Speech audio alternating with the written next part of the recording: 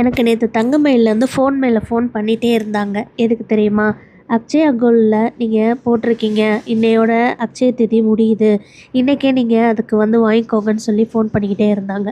அதனால் சரி தங்கமயில் போகலான்னு சொல்லிட்டு போனோம். போனதும் ஒரு 10 நிமிஷத்தில் வாங்கிட்டு காயினை வாங்கிட்டு வந்துடுவோம் அப்படின்னு சொல்லிட்டு போனால், அங்கே ஜவுளிக்கடையில் மாதிரி கூட்டம்னா கூட்டம், அவ்வளோ ஒரு கூட்டம் நிற்குது.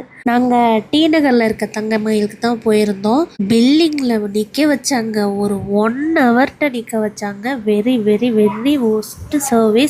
நீங்கள் அட்சய திதியில் இவ்வளோ கூட்டம் வரும்னா நீங்கள் பில்லிங் வந்து இன்னொரு 10 பில்லிங் ஆச்சு ரெடி பண்ணியிருக்கணும். ஆனால் ஒரு பில் போடுறதுக்கே எப்படி பார்த்தாலும் 1/2 ஹவர்கிட்ட நிற்க வைக்கிறாங்க. தோடு, ஆரம், நெக்லஸ் எல்லாமே பார்த்தோம். கலெக்ஷன்ஸ் எல்லாம் சூப்பராக இருந்துச்சு. ஆனால் அதை வாங்குறதுக்கு காசு தான் இல்லை. இவ்வளோ பேசுகிறியே, நீ எவ்வளோ தாம்மா வாங்கினேன்னு தானே கேட்குறீங்க? நான் வெறும் 1/2 கிராம் கோல்டு காயின் தான் வாங்கிட்டு வந்தேன். அவ்வளோதான் நான் அக்ஷயா ஸ்கீமில் கட்டியிருந்தேன். அதுவும் 6500 கட்டியிருந்தேன்.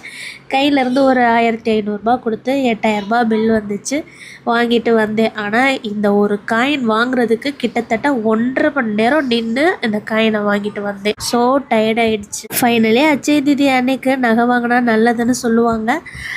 நம்மளும் ஒரு நகை வாங்கியாச்சு. 1/2 கிராமாக இருந்தாலும் ஒரு நகையை வாங்கிட்டு வந்தாச்சுன்னு ஒரு திருப்தியோடு அங்கேருந்து கிளம்பியாச்சு. தேங்க்யூ.